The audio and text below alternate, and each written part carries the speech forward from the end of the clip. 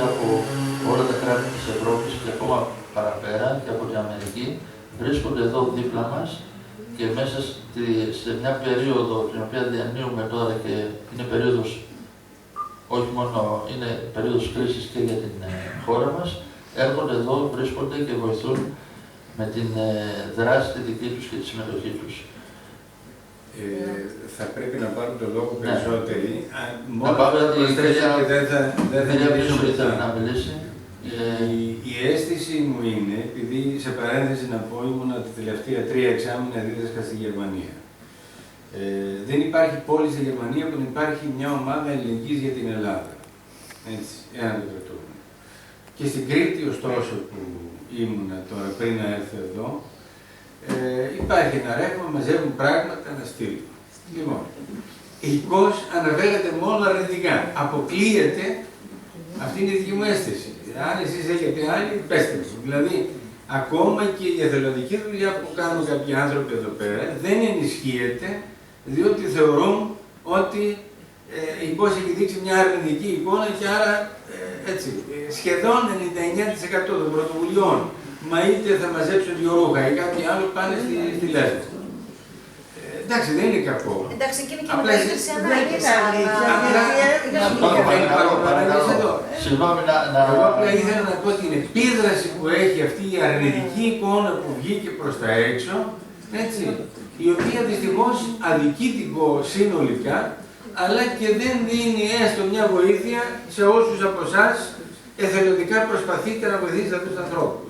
Δηλαδή αυτό το πράγμα εμένα με ενοχλεί, ως ΚΟ τέλος πάντων. Ωραία. Αυτό. Να περάσουμε σε άλλη τοποθέτηση, ερώτηση πίσω. Όχι. Ναι. Είπατε ότι η ταυτοποίηση δεν θα γίνεται πια εδώ, δηλαδή πώς θα δουλέψει. Δεν υπάρχω. Αυτό είναι η πρόταση που πέρασε από την Επιτροπή Διαβούλευσης προς το Δημοτικό Συμβούλιο να γίνεται η ταυτοποίηση εκτός πόλεως. Εκτός της πόλης, αλλά στο νησί πάλι. Στο νησί. Κυρία Ρούφα. Ναι, ήθελα να πω ότι θεωρώ παρήγορο τις αναφορές τις πολλές του σκεύου του Παπαϊωάννου σε ανθρώπους του πνεύματος, σε κοινωνιολόγους, σε φιλόσοφους, αγαπητές Σκεύου, γιατί φαίνεται ότι μάλλον η πολιτική δεν καταφέρνει να λύνει τα προβλήματα, γιατί με έναν έτσι έξυπνο τρόπο τα μετατρέπει σε ζητήματα έτσι ώστε να διαιωνίζονται η επίλυσή τους και να παραμένουν ζητήματα. Θεωρώ χρέος μου να τοποθετηθώ, γιατί θα ήταν υποκριτική ακόμα και η ίδια μου παρουσία σήμερα εδώ, εάν δεν το έκανα. Έτσι, πέρα από το πολιτικό ζήτημα, για μένα είναι και ηθικό ζήτημα.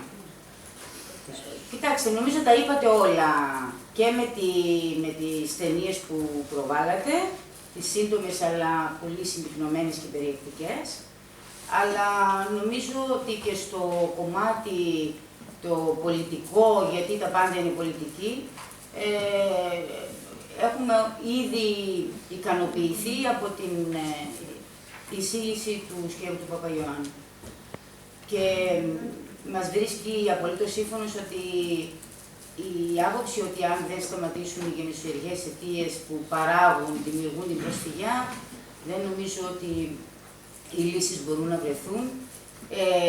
Η Μέση Ανατολή είναι ένα καζάνι που βράζει και δεν φαίνεται να υπάρχει πολιτική βούληση να επιληθούν τα ζητήματα. Θα έχουμε μάλιστα τα πράγματα χειροτερεύουν από μέρα σε μέρα.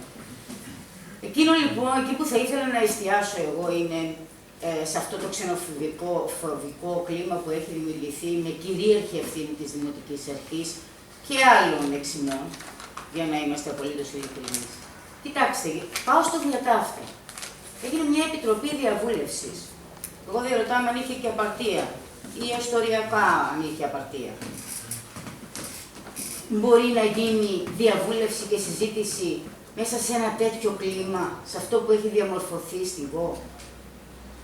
Τι είπε λοιπόν ο κοακός λαός σύμφωνα με το δελτίο τύπου που επιμελήθηκε η Δημοτική Αρχή? Όχι στο hot spot. Υπάρχει κάποιος μέσα σε αυτή την αίθουσα που μπορεί επίσημα να μας πει τι είναι το hot spot, σε τι ακριβώς είπαμε όχι, σε τι ακριβώς είπαμε ναι. Δηλαδή, εδώ τα πράγματα είναι τραγικά. Οι κοινωνίες πρέπει να είναι νηφάλιες και ψύχρεμες για να μπορούν με απόλυτα επιχειρήματα να αποφανθούν για το ναι και για το όχι. Οι εικόνες που δείξατε μπορεί να είναι ο καθρέφτης της κοινωνίας και του προβλήματος, αυτά που κουβαλάει η προσφυγιά. Υπάρχει όμως και ο άλλος καθρέφτης, αυτός της αλληλεγγύης. Υπάρχει ελικός και εγώ πιστεύω ότι οικός άντεξε.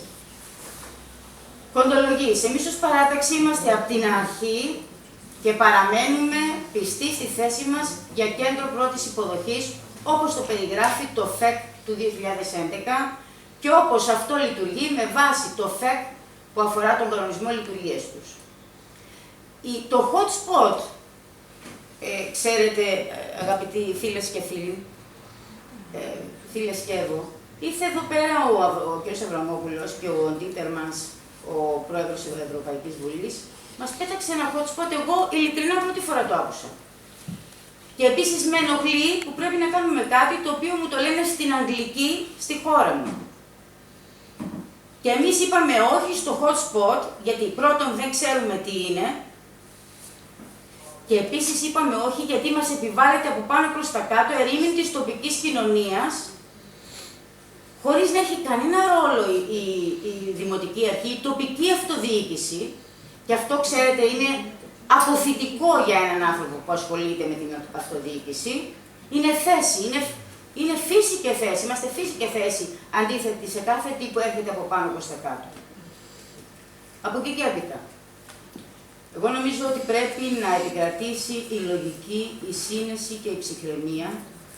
Θα έπρεπε, πολύ σωστά είπατε ότι πρέπει να πάτε σε μία ακόμη εκδήλωση που να είναι όλοι οι εμπλεκόμενοι φορείς, να έρθουν κυβερνητικά στελέχη και να μας πούν τι έχουν τέλος πάντων στο μυαλό τους να κάνουν στα νησιά που υπάρχει το πρόβλημα.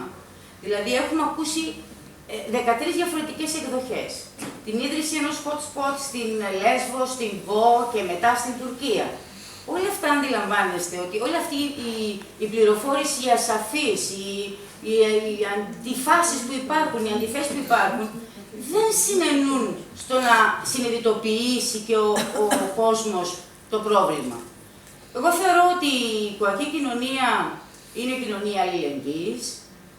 Είμαστε ναι οικός και του τουρισμού, αλλά είμαστε και της ιστορίας και του πολιτισμού. Μπορούσαμε αυτό να το αξιοποιήσουμε πολύ θετικά και να πούμε ότι εμείς, ναι, έχουμε τις υποδομές τις τουριστικές, αλλά είμαστε και αλληλέγγυοι στο προσφυγικό ζήτημα, το οποίο προσφυγικό ζήτημα δεν αφορά κάποιους άλλους. Και ξέρετε, ακόμα και το ότι διαχωρίζουμε αυτούς τους ανθρώπους και τους λέμε πρόσφυγες, είναι αυτοί που δεν έχουν πατρίδα, δηλαδή τι θέλουμε, να μην αποκτήσουν ποτέ. Αυτό είναι τελικά το ερώτημα. Να μην λυθεί ποτέ το πρόβλημα. Και η μη επίλυση του προβλήματος, τι επιπτώσεις θα έχει σε εμάς που υποτίθεται ότι θέλουμε να το λύσουμε και να βοηθήσουμε. Μήπως και εμείς είμαστε μέρος του προβλήματος και μέρος της λύσης. Άρα ξεκάθαρα εμείς είμαστε ναι, λέμε ναι στο κέντρο πρώτης υποδοχής, με ανθρώπινες συνθήκες, χωρίς όμως να πιστεύουμε, και αυτό είναι ξεκάθαρο, ότι είναι η λύση του προβλήματος. Είναι συνέργεια πολλών πραγμάτων που πρέπει να καθίσουμε να τα συναποφασίσουμε. Όχι σε μια επιτροπή διαβούλευσης στημένη, προκάτ, μέσα σε ένα κλίμα φοβικό, ξενοφοβικό, το λέω ξεκάθαρα ρατσιστικό. Δεν ταιριάζει να συζητάει ο πολιτισμένος λαός της ΚΟ μέσα σε ένα τέτοιο κλίμα και μάλιστα να χρησιμοποιείται εκ των υστέρων, διότι θα έχουμε πρόβλημα, αγαπητέ Γιώργο, στη διατύπωση της απόφασης αυτής της περιβόητης Επιτροπής Διαβούλευσης. Τι αποφάσισε τελικά αυτή η Επιτροπή Διαβούλευσης? Ξέρετε εσείς να μας πείτε που ήσασταν εκεί? Μπορείτε να μου πείτε? Και γιατί ο Δήμος της ΚΟ, η Δημοτική Αρχή, η πανίσχυρη Δημοτική Αρχή, δεν έφερε ποτέ το θέμα στο Δημοτικό Συμβούλιο? Να σας απαντήσω εγώ, με πλήρη ειλικρίνεια, χωρίς φόβο και πάθος. Διότι φοβήθηκε ότι οι θέσεις της είναι ρατσιστικές και ότι αυτό δεν θα μπορούσε να περάσει σύμφωνα με τη συνθήκη της Γενέβης στην οποία αναφερθήκατε, τις ευρωπαϊκές οδηγίες και τα ανθρώπινα δικαιώματα τα οποία καταλύονται με τη στάση μας. Και εν πάση περιπτώσει, επειδή εμείς έχουμε πολιτικό ρόλο, επειδή κάποιοι έτσι θέλουν να επιδείξουν έναν ταηλίκη και μας λένε υποδείξτε εσείς ως παράταξη το πού θα γίνει το κέντρο πρώτης υποδοχής. Κοιτάξτε, υπάρχουν τεχνικές υπηρεσίες, αλλά αν χρειαστεί να το κάνουμε και αυτό, ναι, θα πούμε τις προτάσεις μας. Φυσικά υπάρχει απόφαση και σαφής διαφωνία του Κοινοτικού Συμβουλίου του Ασφεντιού να μην γίνει στο 282, γιατί εκεί, για όσους δεν το γνωρίζετε, έχει χωροθετηθεί το νέο νοσοκομείο της ΧΟ. Και όταν κάποιος παίρνει αποφάσεις, οφείλει να τις σέβεται και να τις υπερασπίζεται. Σας ευχαριστώ. Αλλά έπρεπε να μιλήσω για να μην θεωρηθεί υποκριτική η σημερινή παρουσία μου εδώ.